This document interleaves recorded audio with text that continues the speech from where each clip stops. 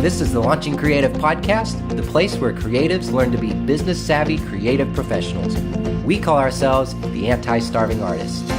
We interview successful creative professionals so that you can be creative and make money.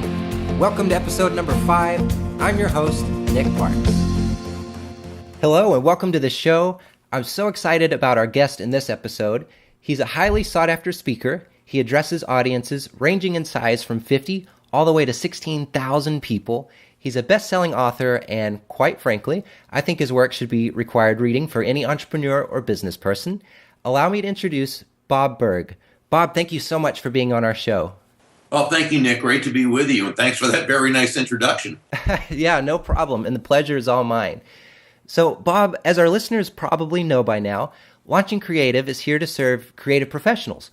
When I read your book, The Go-Giver, I couldn't stop thinking, this is just so applicable to what we're sharing, and this is so relevant. So could you just take a minute and explain to our listeners what The Go-Giver is? Well, it's a business parable, so it's a story. It's a fictional story, but based on many elements of truth, of course, and universal laws and ideas. That if someone will utilize all 5 of them, they must be successful and abundant in whatever they do. The basic premise of the story is simply that shifting one's focus, and that's really the key, shifting one's focus from getting to giving. And in this case, when we say giving, we simply mean constantly and consistently providing value to others. And that doing so is not only a nice way to live life, but it's a very financially profitable way as well. The reason why is in any basically free market-based economy, the more you focus on providing value to another person, the greater the chances are they're going to want to buy from you, do business with you, and refer you to others. Bob, that is a beautiful explanation. And one of the things that we've written about on the Launching Creative blog is that creatives tend to be pretty territorial. I mean, as a creative professional myself, I can tell you, we're just very territorial. And as I was reading The Go-Giver, I just knew I had to reach out to you. I knew I had to try to bring you on as a guest. I mean, here's the thing about success, Bob. You're obviously a very successful man. And as I become more successful, that doesn't mean that you have to become less successful as a consequence. So the analogy I was thinking of is, it's not like Johnny has 7 apples and Susie takes away 3 and now Johnny only has 4. That's not how it works. I mean, success is not this finite, tangible object. Would you agree with that? Oh, absolutely. And that's the big thing that so many people don't understand, Nick, that we would like them to understand. That any type of value for value exchange or sharing of value with others, all it does is it increases what we call increase the pie. So sort of like the apples example that you just used, which is great. Some people think if I want a bigger piece of pie, I've got to take from that other person that, lessens their share. But really, if you do it right, the two of you get together and simply bake a much bigger pie. And that's how it's supposed to work. And that really is how it works in a true free market-based economy. And when people understand that, they allow the marketplace to work. Because again, people are only going to do business with each other because they both feel they're going to profit from it. I love that. And like you said, I mean, when you collaborate with someone else and when you're both providing value and you're both being generous, you create something entirely new, it's just phenomenal to me. Sure. So, we're all familiar with the term go-getter, and that's what was so surprising to me when I saw your book, The Go-Giver. And a go-getter, it's it's celebrated in our culture. I mean, when someone calls me a go-getter, I'm just kind of like, blush, thanks. It is a compliment. Yeah. So are you saying that it's not a good thing to be a go-getter? Is it actually bad? No, we love go-getters. And, my co-author, John David Mann, who really, talk about a creative, this guy, what a genius he is. He's a wonderful writer. I'm much more of a how-to person. John's a great writer, so it was a real fun collaboration. But we often tell people that, when people bring this up, that, no, we love go-getters because go-getters get things done. They take action, and that's so important because, you're a business person, and so are your listeners, and you know that you can have the greatest thought, the best idea, hey, you can have the best intention, but unless action's put into the mix, nothing's going to happen. It simply cannot happen. So no, being a go-getter is great. Fortunately, there's no natural division between a go-getter and a go-giver. Many go-getters are also go-givers, and we would say that every go-giver is also a go-getter. The opposite of a go-giver is a go-taker. And that's that person, Nick, who feels sort of entitled, if you will, to take without adding value to the other person, to the process, to the situation. And they tend to really be very frustrated because as hard as they might work, and some of them do, and they can be good people, but what happens is they tend to be frustrated because they rarely attain the kind of success they believe they deserve. And even those times when they do, it typically tends to not last very long because it hasn't been built on a foundation that's correct, that's sturdy. So when we talk about it, when we use the term go-giver, we're simply talking about that man or woman who has learned, or perhaps always intuitively knew, that it's that person who can take their eyes off themselves, who can move from an I focus or me focus to an other focus, always looking for ways to provide or give value to others. That's the person who accomplishes the most. Absolutely. And this really makes me think of a book I've mentioned on the show a few times from Gary Vaynerchuk, his newest book, Jab, Jab, Jab, Right Hook.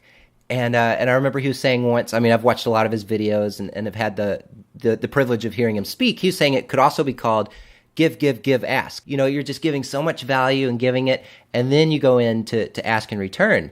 And I see it all the time, just especially in social media, when I'll connect with someone, say on Twitter, and just immediately they're asking for something from me. Like us on Facebook. Let's connect here. Let's do this. What can you do for me? And, it's just something that I'm not interested in. But when I'm receiving value from them, I feel a connection with this person, and I think, all right, maybe we could collaborate.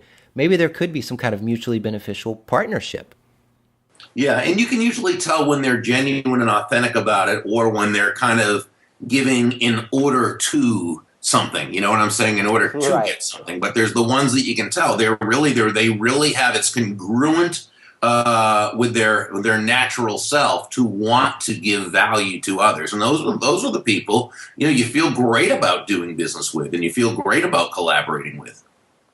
Yeah, and even with my business partner David, just what the whole premise of launching Creative, what it's based on, was really just the two of us just kind of chatting and just sharing some, I guess, frustrations and just some passions. And it was like, when you freelance as a creative, there's so many things you never learn. You didn't learn this in school, like how to price yourself, how contracts work, how project agreements work. And we said, what if we just kind of shared what we're learning? Not that we know everything there is to know, but what if someone was out there and just saying, hey, this is what we've tried and this is what worked, this is what didn't work, and we could bring in other people to do the same thing.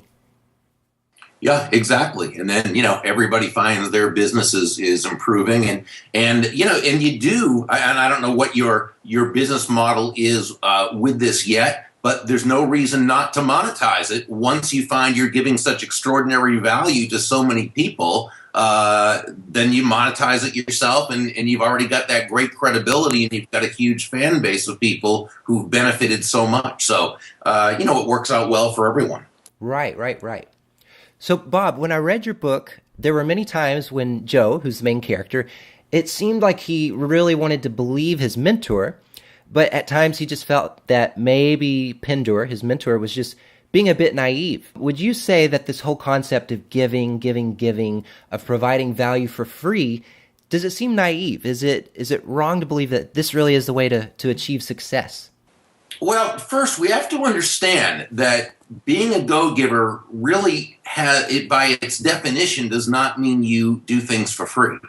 The law of value, which is the first law of the go-giver, Nick, says that your true worth is determined by how much more you give in value than you take in payment. But we need to understand that doesn't mean you're not making a profit or making a great profit, because go-givers make a great profit. You notice that nobody in the book, none of the mentors we're starving artists. None of the mentors had taken a vow of poverty. They were all very financially successful, as well as in the other ways. When we talk about give more in value than you take in payment, you simply have to understand the difference between price and value. Price is a dollar figure. It's a dollar amount. Value is the relative worth or desirability of a thing to the end user or beholder. In other words, what is it about this thing, this product, service, concept, opportunity, idea, that brings with it so much worth or value that someone will exchange their money for it and be ecstatic that they did, while you make a very healthy profit? Let me give you a very quick example. Let's say that you hire an accountant to do your taxes, and this accountant charges you $1,000. Well, that's his fee, or literally it's his price.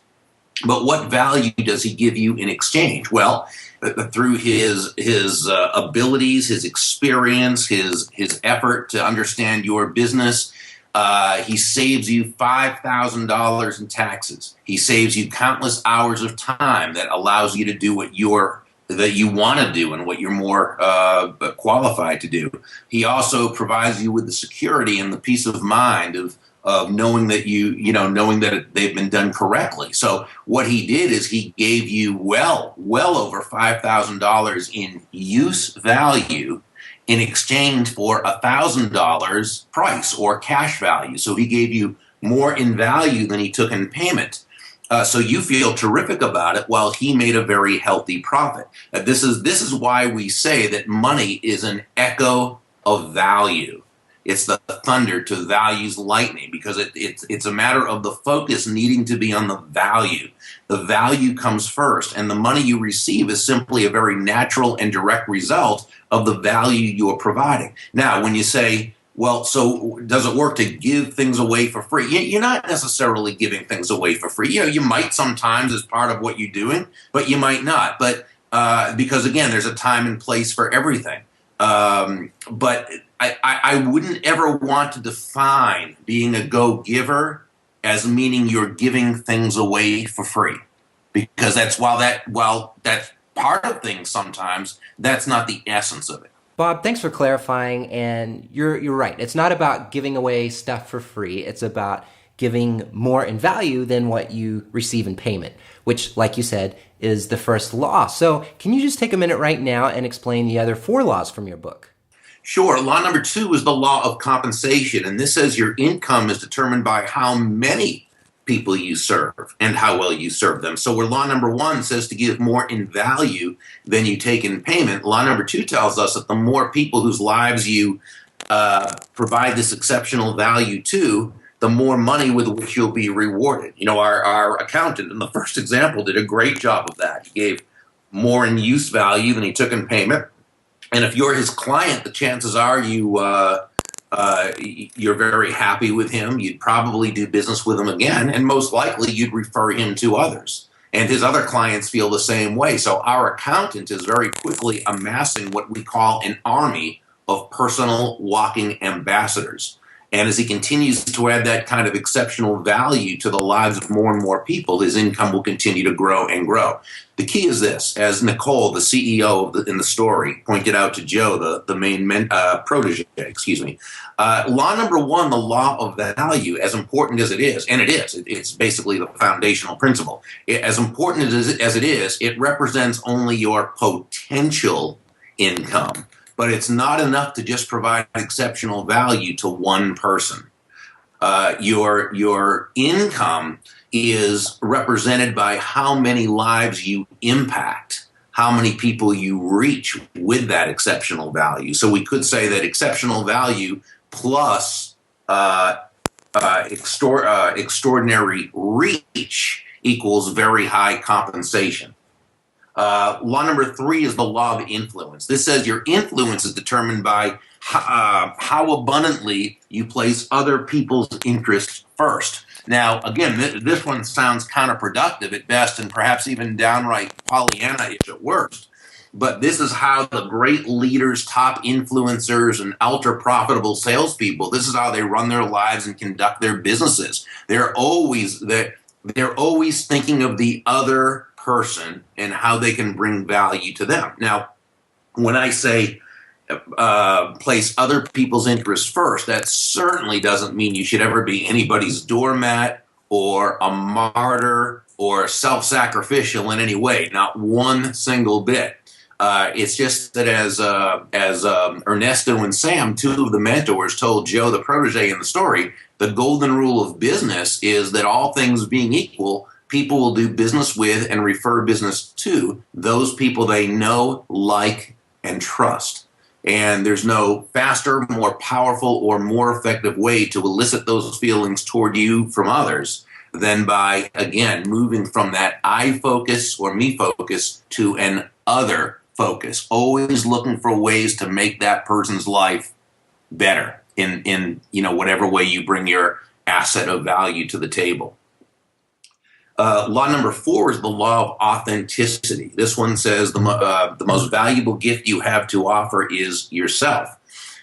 In the story, Deborah Davenport shared a very important lesson she learned early in her career, and that is all the skills in the world, the sales skills, technical skills, people skills, as important as they are, and indeed they are all very, very important, they're all for naught if you don't come at it from your true, authentic core. Now, when you, as I like to say, show up as yourself day after day, week after week, month after month, people feel very comfortable with you. They feel very good about you. They know you, they like you, they trust you, they respect you. I think there's attraction in that kind of action. I used to love what Gandhi is credited as saying, that integrity is when everything you think and everything you feel and everything you say and everything you do are in alignment. And I believe that type of congruency is very, very attractive to people. When I say attractive, in other words, it makes them want to be around you. So the question would need to be asked, if authenticity is such a powerful help in doing business, why do so many people, it seems like, not really show up authentically? And, the default answer might be, well, because they're trying to pull something over everyone, or they're dishonest, or they're this, or they're that. I don't think that's usually the case. I mean, it's a big world, so there are certainly all types out there, and we need to be careful of those people, but I don't think that's usually the case, Nick. I think what it really is most people simply don't have the self-confidence. They don't have the true understanding of the value they have to give to show up authentically. And let's face it, if you don't feel you have anything to offer or anything of value to offer the world, you're probably not going to show up very authentically. Why would you? So it's very important for people to understand what they do bring to the table. Now, I think as human beings, we all have two types of value. We have intrinsic value, which simply means just by being born, we bring value to the world. But we also have what I call market value. And market value is simply those strengths, those traits, those characteristics, those talents that we bring that do give value to others and for which we'll be financially reimbursed. And so what happens is it's difficult for people sometimes to understand their own value, just like Deborah in the story. Why? Because we're too close to ourselves. We're too emotionally involved with ourselves to really understand, what we offer, which is why it's great to have a coach, or it's great to have a mentor, or it's great to be part of a mastermind group of people who can point these things out to you. People who care, but they're not so emotionally close to you that they can't see the forest for the trees, but they can help you determine that value you bring to the marketplace. But that's also why it's important, even yourself, to sit down and to really map out, to write out those assets of value, those things you bring to the table. And, go to your customers, your current customers and clients who already love you and refer you, and say, what is it about me that you, or, about doing business with me that you feel really is of great value to you? And a lot of times their answer is going to be different from what you think it is. And so, we need to not let something like that go and leave it to luck or chance. We need to really do a good, and that all has to do with authenticity, because we can only provide value to the degree, we can only communicate value to the degree that we understand our value. And remember something, and this is so very important, value is always in the eyes of the beholder. It's not what we think is of value, it's what they think is of value. Wow. So, Bob, that is just tremendous. You've shared so much value just then. I'm just trying to absorb everything you just said. And I love when you said that value lies in the eyes of the beholder. That is just brilliant. And I love what we've been talking about with giving away more in value than what you receive in payment, and just how that shouldn't be mistaken with giving away stuff for free. By the way, and again, sometimes it is appropriate to give things away for free, but that's typically part of a strategy a lot of times. Like, for instance, when people come to my website, we give away chapter 1 of my books for free. Why? Well, because our feeling is when they read the first chapter, if they connect with it, they're going to want the book. So that's not, being a go-giver, and it's not being a go-giver. It's just, it's a good, solid strategy. Now, by the same token, somebody comes to you and says, Nick, I really need some help with something. I want to bend your ear about something and get some advice. And you give them some advice. That's a nice thing to do. It's not being a go-giver. It's not being a go-giver, just being nice. That's a great thing. What I was saying earlier is I just don't want to confuse being a go-giver with giving things away for free. There's certainly a time and place for that. I love how Tim Sanders talks about, giving away your, he says, sharing your unique talents and your, things like that. It's wonderful. It's terrific. I just never want the term go-giver to be confused with something that ends up being more counterproductive than anything else, because people, I think the term give means, give yourself away, when really it means giving value in everything you do. Yeah, definitely. I mean, we're all businessmen. And so, at the end of the day, we're all selling a product or a service. And so we definitely can't just give everything away for free. And we should. And that's where the fifth law, the law of receptivity, comes in. Because the law of receptivity simply says the key to effective giving is to stay open to receiving. Late in the story, Pindar, the main mentor, asks Joe to breathe out and hold that breath to the count of 30. Well, Joe tries, but after about 10 seconds, he's struggling for breath, and he eventually stops. And Pindar says, "What's the matter, Joe? Can't do it?" And Joe says, "No, I can't just breathe out. I've got to breathe in as well." And Pindar says, "Joe, what if?" And he, jokingly, he says, "Joe, what if I was to tell you that it's actually been medically proven that it's actually healthier to breathe out than it is to breathe in?" And Joe just laughs. He said, "That's silly. You can't. You've got to do both." Well, of course, you've got to do both. We breathe out, we breathe in. We breathe out carbon dioxide, we breathe in oxygen. We breathe out, which is giving. We breathe in, which is receiving. The mistake a lot of people make, Nick, is thinking that giving and receiving are two totally opposite and opposing concepts. And that has a lot to do with the messages we get from the world. And, which is really such a shame, the negative relationship so many people have with money, and they try to make money a bad thing. And money is a means to exchange. It's typically a reflection of the value you've provided to others. Giving and receiving are simply two sides of the very same coin, and they work in tandem. So it's not a matter of are you a giver or a receiver. It's you are a giver and a receiver. But what's the key? Now we go back to the beginning. It's the focus. It's focusing on the giving of value to others. Focus on the giving and allow the receiving. And understand that if you have given value, if you've given value to lots of people, if you've put their interests first, and if you've been authentic in the way you're doing it, you've earned the right, not the entitlement, but the right to receive. Then you simply have to and embrace that. All right, Bob, I just love everything we've covered in this episode, and you've really practiced what you preach. Talking about giving away value, you've just given away so much value in this episode. And to any of our listeners out there who have not picked up a copy of The Go-Giver, I highly, highly recommend it. Bob, this is my favorite part of the show when we ask our guests a few fun questions.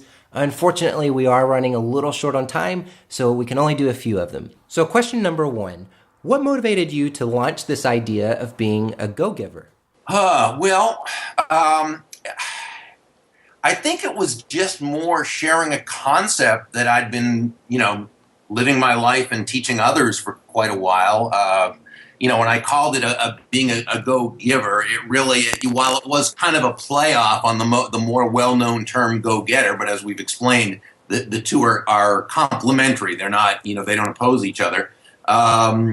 It was, everything I'd been teaching, my first book, Endless Referrals, and the various things, it's always been about giving value. So I like the go-giver as a title. So, but again, we want people to be both go-getters and go-givers, just not go-takers. And, again, the give part is really talking about focusing on creating or giving value to others.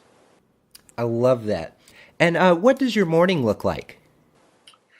Well, the first thing is I check my emails along with a cup of coffee. I know a lot of people say you shouldn't do that, but, it is what I do. Let's see. My office, by the way, is now in my home. So it's a very, very short commute. It's just down a flight of stairs. For years, I had a traditional office, and about 5 or 6 years ago, I moved it back into my home. And what a wonderful, as things change with technology, it was just so much easier to do that. I wish I had done that years and years before. Then my personal trainer comes over, and we either do resistance training or interval training, depending upon the day. She then stretches me out, gives me a quick massage. I know life is tough, isn't it? And she then actually makes me breakfast and prepares my meals for the day that I can then just heat up. And then I get showered up, go to work, and which again is right in the house. And so I start my day. Wow, that sounds awesome. So we've been talking about this whole relationship of a protege and a mentor, so I'm really excited to hear your answer for this question. Who has made a huge impact in your life? Well, my parents mainly. I've been very blessed to have been raised, and I still have my wonderful, wonderful parents. And so what a great example, just being able to watch them and observe them. And then I've been very fortunate in that a lot of people have come into my life, depending upon the time and context, at exactly the right time I needed them to. So, there's been a lot of people that have made an impact in my life, but, none more than my parents. So let's just imagine that you are given $1 million tomorrow. There are no taxes and no fees, nothing. It's $1 million in cash, and it's perfectly legal. What would you do with the money? Well, a bunch of it would go to Furry Friends Adoption Clinic and a few other selected charities. I'm on the board of directors of Furry Friends. I'm a real animal fanatic, so that's a big, part of what I do. And I'd save and invest the rest. I mean, I really don't need a whole lot of things that I don't already have. Probably not the most exciting answer you've ever. Go ahead and ask the other questions, because that was not a very exciting answer. Okay, definitely. I'll take you up on that offer. So let's say you were to host a dinner and you could invite any 5 guests, living or dead, and there's no language barrier. Who would it be and why? Well, I would say Benjamin Franklin, one of our country's founders. I'm a big Franklin fan. Also, Abraham Lincoln. Probably the best when it came to people skills that you could ever imagine. He was just amazing. Booker T. Washington, another man who I've studied and who I just really consider to be a hero. Then there would be Carol Roth, who's a friend of mine who she's a financial expert, but also just really understands humanity, human beings, liberty, and freedom, which is a very key, on my list of driving forces. And then my business partner and dear friend, Kathy Zader. That would be a really fun dinner. The 5 of us. Wow. 6 of us, excuse me, including me. Including yourself. No, that would be a fantastic dinner. So, Bob, thank you. Just once again, thank you so much for being on our show. Before we let you go, could you just tell our listeners out there how they can find you online? Sure, they can come to burg.com. And while they're there, if they subscribe to Influence and Success Insights right on my homepage, they'll get several special reports that are very value based, as well as chapter 1 of several of my books, including The Go-Giver that we've been talking about today, and my newest book, which is called Adversaries into Allies, which I really believe is my most important book yet. They can connect with me on the various social media right through the homepage, and they can subscribe to my blog and whatever they'd like. So come to Burg.com and hang out for a while. Okay, that's great. We will definitely be directing them to all those resources to your website. And, I'll be checking out Adversaries and Allies myself. Can't wait to pick it up. So once again, thank you so much, Bob. Oh, my absolute pleasure, Nick. Thanks for having me on. I love what you're doing. Oh, I appreciate that. Thank you so much. Thank you so much for listening to the Launching Creative podcast. Come check us out at launchingcreative.com and become an anti-starving artist by joining our email list. Please leave us a review on iTunes by going to launchingcreative.com/iTunes. I'm your host, Nick Parks. Until next time.